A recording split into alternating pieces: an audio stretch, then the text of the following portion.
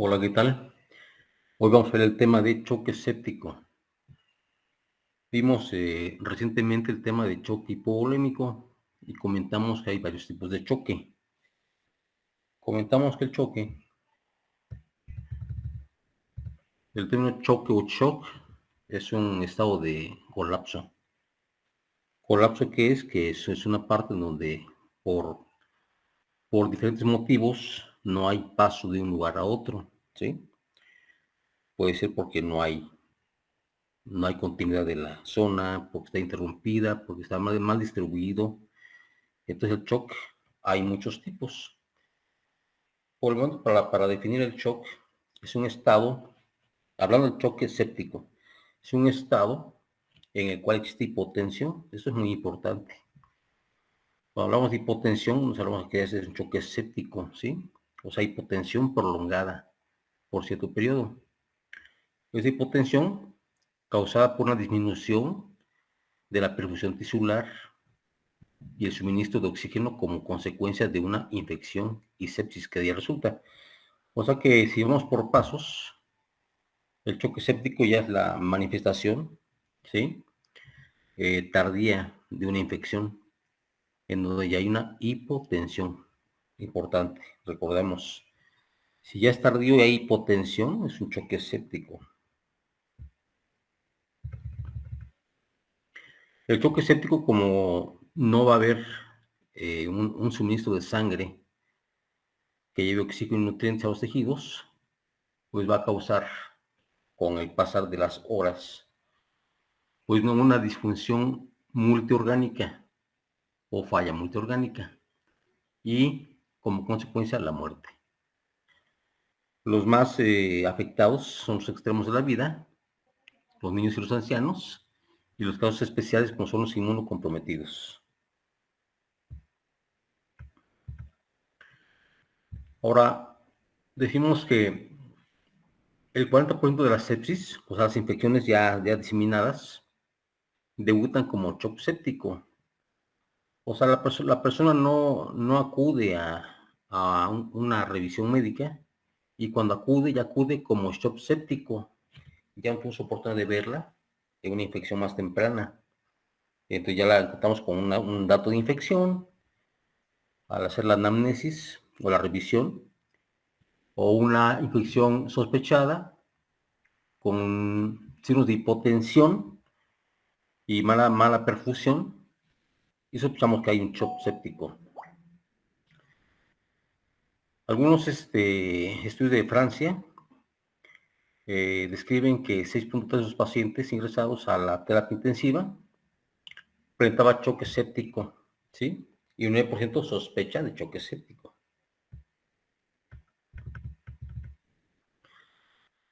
En un hospital general se analizaron todos los pacientes que engloban este síndrome. El 55% de los pacientes debutó con síndrome de respuesta inflamatoria sistémica, 45% con sepsis y 5% con sepsis severa y de 3 a 5 con choque séptico. Aquí va gradualmente, ¿no?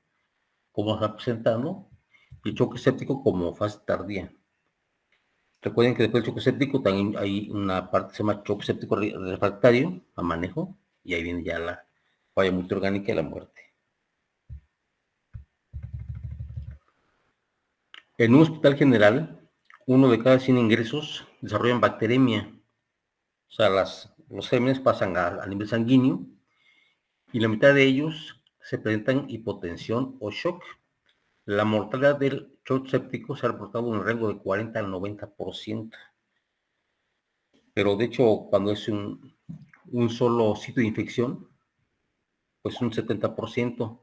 Si son dos o más focos de infección, pues la mortalidad va aumentando. Y más si hay problemas subyacentes, aumenta la mortalidad. Generalmente los gérmenes aquí implicados son gran negativos, pero también puede haber gran positivos y hongos que participen y pueden dar también una respuesta importante para dar choque séptico. Pero generalmente son los gran negativos los que causan este tipo de problemas. Y aquí depende del tipo de edad o de la edad, es el tipo de germen causal. Aquí vemos un recién nacido, ¿cuáles son? ¿Sí? Recién nacidos desde que nace hasta los 30 días. Aquí están en orden de importancia. Enterobacterias, estafilococos, Candida albicans, Streptococo B, Listeria monocytogenes. En el periodo gris, que es de 1 a 3 meses, enterobacterias, influenza tipo B, Staphylococcus aureus. En la etapa preescolar, enterobacterias, influenza tipo B, Staphylococcus aureus. En escolar, que es de 6 años en adelante hasta la adolescencia, Streptococcus y Pneumoniae. En inmunodeprimidos, entre bacterias, Staphylococcus aureus, Pseudomonas en todas sus variedades, Candida albicans, Mycobacterium, tuberculosis, varicela. O sea, aquí en un inmunodeprimido ya se ven que hay más tipos de gérmenes porque, pues como no hay resistencia de parte de esa inmunidad, es más fácilmente que invadan al sistema. ¿Cuál es la fisiopatología? Bueno, cuando hay la entrada de un germen, y más si es un niño, anciano o un inmunocomprometido, pues va a haber producción de ectotoxinas y endotoxinas. Generalmente son gram negativos, como comentamos. Esto va a causar que haya lipopolisacáridos que se liberen, las cuales salen al torrente sanguíneo por lisis bacteriana, o sea, la bacteria se destruye, ¿sí? Y eso va a causar que haya una liberación de reactante hepático de fase aguda, que son proteínas fijadoras de lipopolisacáridos. Esto va al complejo de prefosfolipopolysacáridos a lipopolisacáridos y se unen del complejo A receptor de CD14 en los macrófagos y eso causa síntesis de citotoxinas proinflamatorias. Ahora, los lipopolisacáridos, como comentamos, que van a la unión del complejo con proteínas de alta densidad, van a neutralizar a los lipopolisacáridos. Esto va a hacer que haya un equilibrio durante endotoxemia. Un equilibrio aún, ¿sí? Porque está haciendo esa reacción y está haciendo una compensación. Pues ese equilibrio va a ser durante un cierto tiempo. Más adelante, los lipopolisacáridos son marcados, son opsonizados, y esto ya marcados hace que los macrófagos ya pueden llevar a cabo la fagocitosis.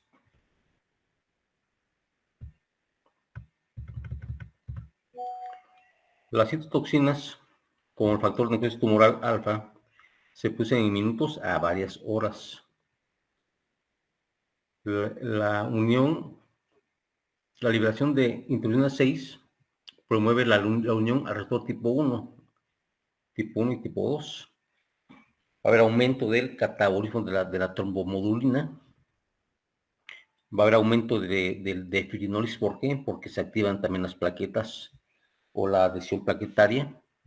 Y para no causar obstrucción del torrente circulatorio, se activa la fibrinolisis.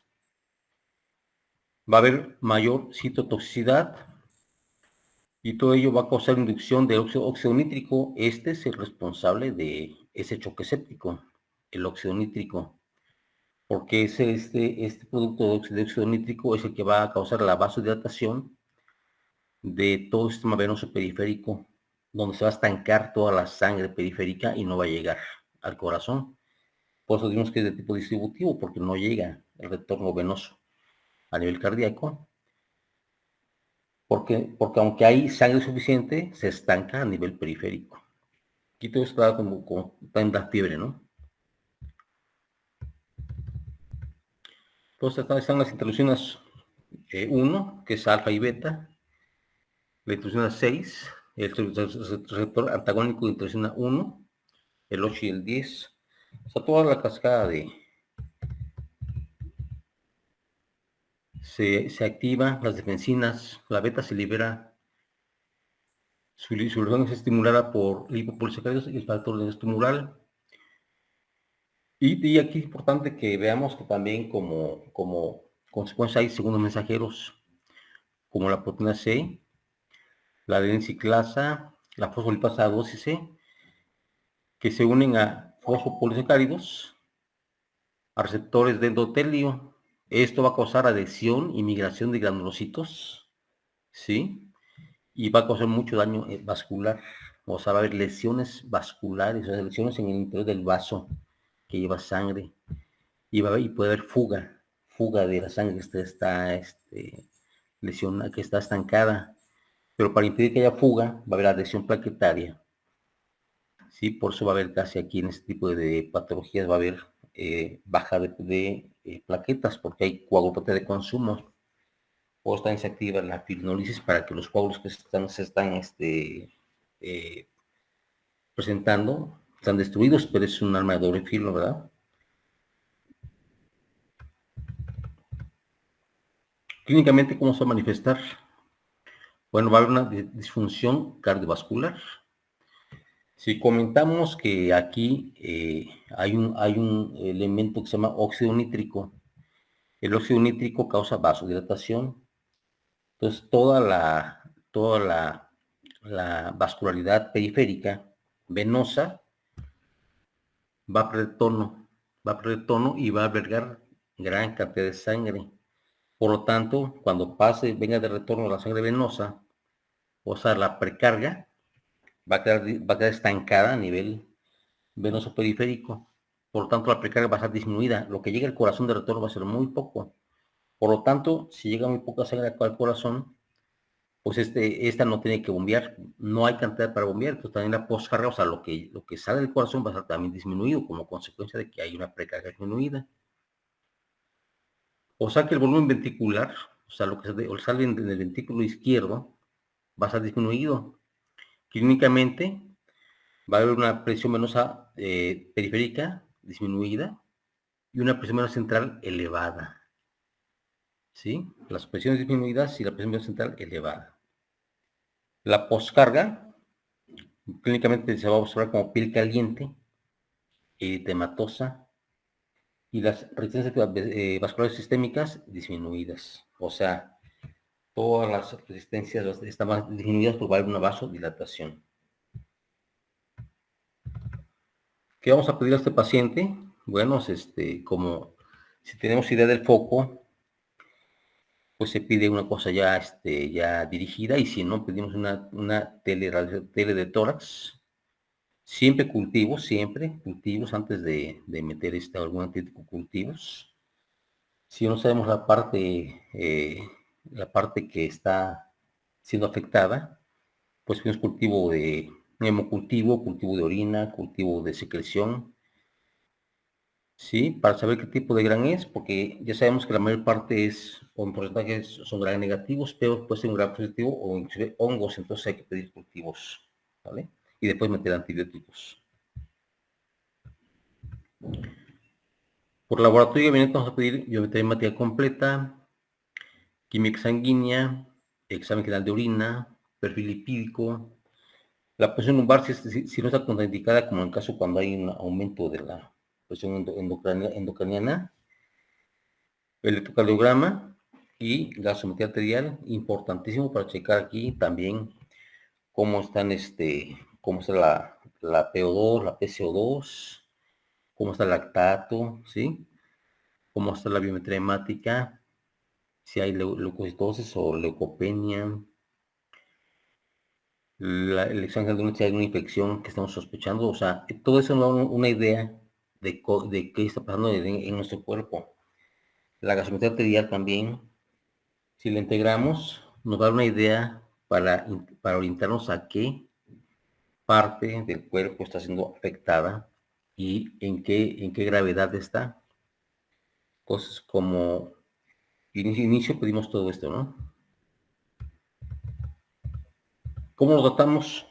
Bueno, este tipo de pacientes, si ya checamos que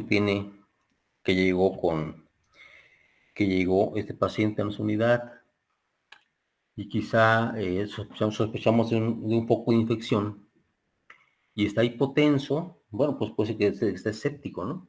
Séptico. ¿Qué hacemos? Bueno, si está hipotenso, pues ponemos vías periféricas y administramos cristaloides. Una carga que sea de 250 a 500, ¿verdad? Y checamos la presión. Si esta no eleva, podemos aplicar una segunda carga, ¿sí?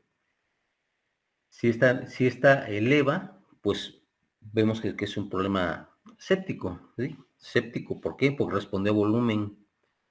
Pero si no responde a volumen, y aplicamos una carga, dos cargas, ¿sí? Quizá tres cargas, y no aumenta su volumen de presión arterial, entonces sabemos que no, o sea, si no responde a volumen, sabemos que es un choque séptico. Entonces aquí nos vamos a perfilar, a aplicarle un vasoconstrictor, en este caso va a ser la norepinefrina, ¿sí? De primera instancia, por supuesto. Y estos pacientes hay que valorar si se manejan sin ventilación o con ventilación, depende de su grado que esté, porque si ya está en un grado muy avanzado, que ya tenga, sí, mecánicamente. El tratamiento inicial va a depender del foco sospechado o del foco confirmado de infección, ¿sí? Y depende de eso va a ser el manejo inicial, que va a ser un manejo inicial empírico, y se va a aplicar siempre antes de tomar los cultivos para no interferir con la respuesta al cultivo de que se está pidiendo. Y ya de esto metemos la primera carga de antibióticos. Aquí dice dopamina, pero en primer lugar se va a usar la norepinefrina, ¿sí? A dosis por kilo de peso, en perfusión continua y con bomba de difusión para que sea exacta la dosis. Ahora, cuando usamos norepinefrina, el paciente puede empezar a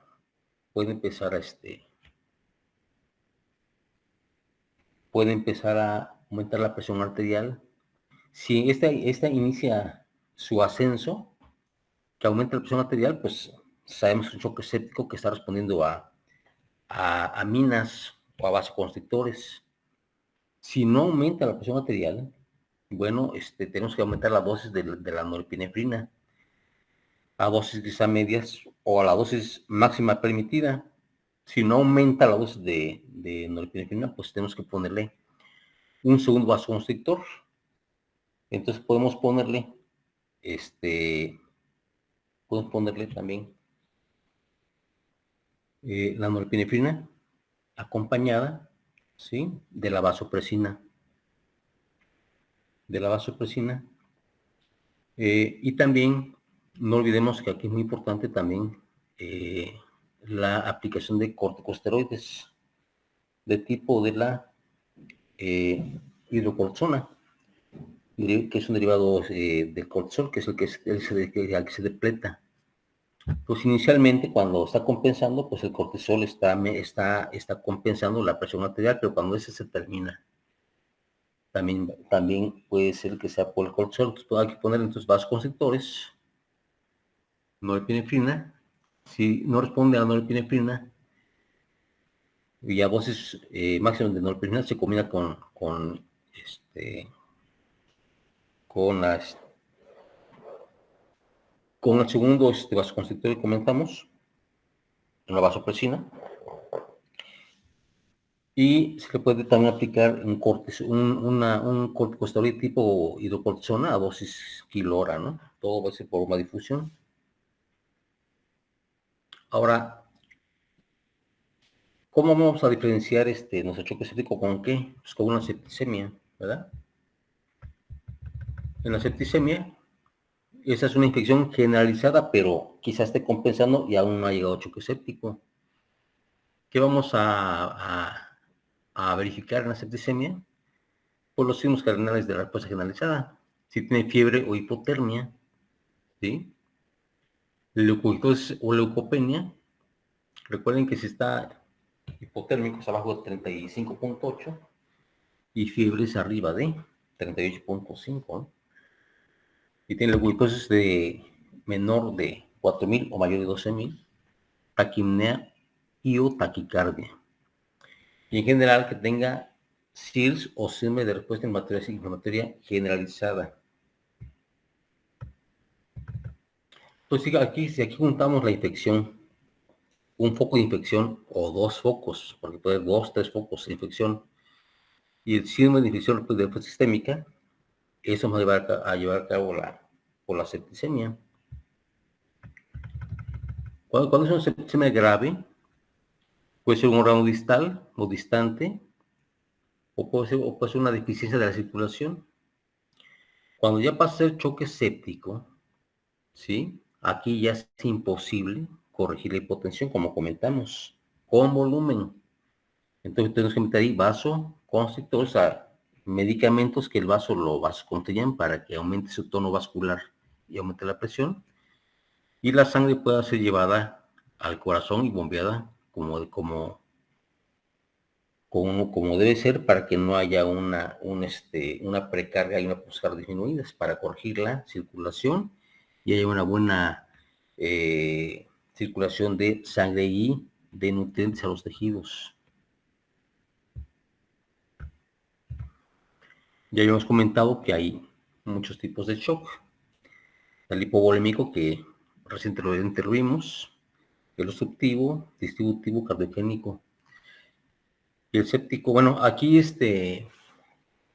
a veces cuando explicamos estos temas o estos datos, siempre yo lo trato de asemejar con una circulación vial. A veces decimos, colapsó el sistema, en carretera se ha colapsado. ¿Por qué colapsó? Bueno, quizá colapsó porque ya no hay ya no hay carretera, ¿sí? No hay carretera, es como hipogónico, no hay volumen. Entonces, si no hay volumen, aquí no hay carretera. Obstructivo, o sea, sí hay carretera, pero se obstruyó. Aquí sí hay sangre, pero no puede pasar, algo la está obstruyendo, quizá un tapón de sangre, quizá una placa de ateroma, algo la está obstruyendo, quizá una placa de grasa, ¿verdad? Entonces no puede pasar. Distributivo, o sea, sí hay carretera, pero el problema que hay como un embotellamiento de autos en la carretera. Bueno, aquí hay, como en el choque séptico, la sangre se acumuló en esa zona y no puede ser circulada porque no hay tono vascular. Y el cardiogénico es cuando la bomba, o sea, el corazón, no tiene esa fuerza de contracción. Entonces, como se contrae en forma débil, pues expulsa sangre en forma muy débil. Es el cardiogénico. En el caso de choque séptico, va a equivaler al del tipo distributivo. O sea, si hay sangre, pero como las respuestas sistémicas están disminuidas, entonces toda la sangre periférica que está retornando, ¿sí? Las resistencias vasculares sistémicas están hay una gran dilatación, con una gran acumulación del retorno venoso. Entonces va a estar aquí, va a haber un gasto cardíaco normal o elevado y una disminución de las resistencias vasculares sistémicas. Un choque séptico, ¿con qué se puede complicar? Pues con desequilibrio venopulmonar, ¿sí? Con una PO2 arterial que esté disminuida, por supuesto, con un aumento de la permeabilidad de capilar alveolar, ¿sí? Y por lo tanto va a haber fuga de líquido, ¿no? De líquido. Con un síndrome apneico agudo, o sea, va a haber un problema para ventilar, para respirar, producido por aparición de infiltrados pulmonares. Y si hay infiltrados pulmonares, va a haber hipoxemia en la sangre arterial. Entonces ya la hematosis no se habrá acabado de forma adecuada porque hay infiltrados que están impidiendo la hematosis, por lo tanto, va a haber hipoxemia de la sangre arterial. A nivel renal, va a haber oliguria, o sea, un gasto urinario de menor de 400 mililitros en 24 horas. Va a haber aumento de azuados, cateína, boom. Va a haber proteinuria, aumento de proteinas en orina, cilindros, hipotensión o lesión capilar, que puede ser que sea una necrosis tubular aguda, ¿sí? lo que va a llevar a una insuficiencia renal. Y va a haber, por daño vascular, comentamos, el daño interno que va a causar daño vascular, va a haber una coagulopatía, o sea, va a haber la adhesión plaquetaria, y las plaquetas van a disminuir. Entonces va a haber un porcentaje de trombocitopenia, pero es de consumo, es porque se están ocupando. A nivel neurológico, pues va a haber obviamente afección, porque si no llega correctamente sangre al sistema diana central, pues va a haber problema neurológico importante, ¿verdad?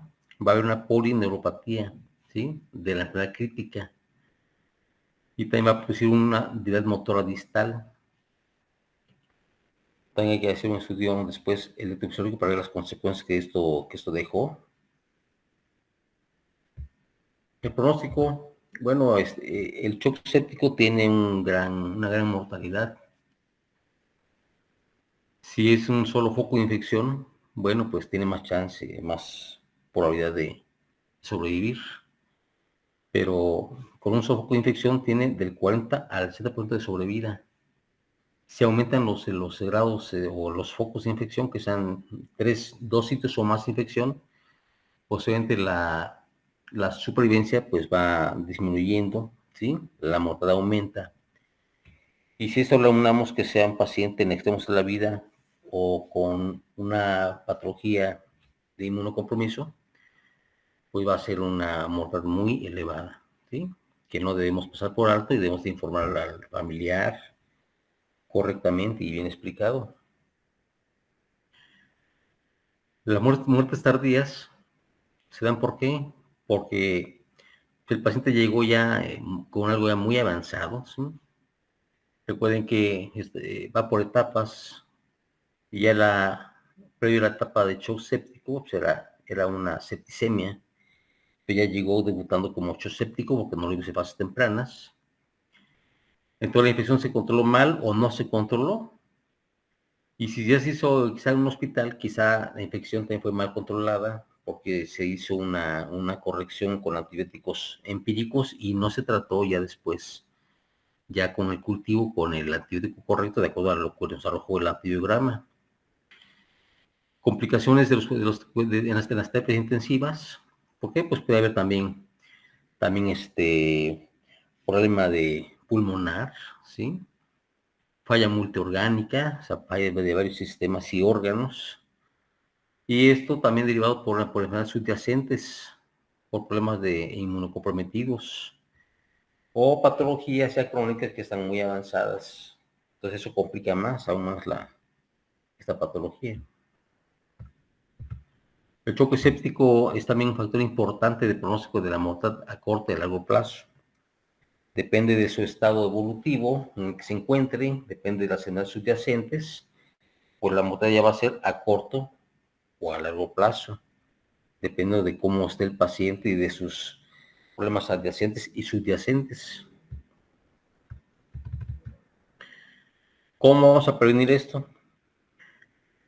Que disminuye el amor y mortalidad, el número de procedimientos cruentos practicados.